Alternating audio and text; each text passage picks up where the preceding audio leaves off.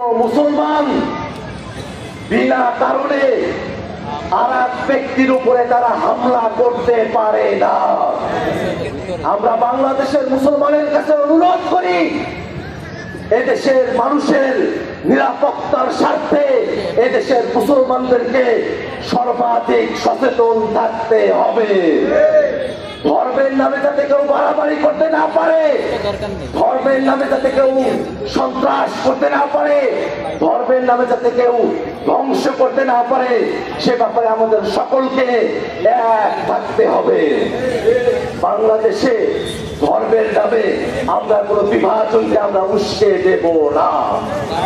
এদেশের মুসলমান, হিন্দু, বৌদ্ধ, খ্রিস্টান এবং চাকমা, বারমা, বিহারি সহ আমরা সকলের বাংলাদেশ আমরা বিনির্মাণ করব।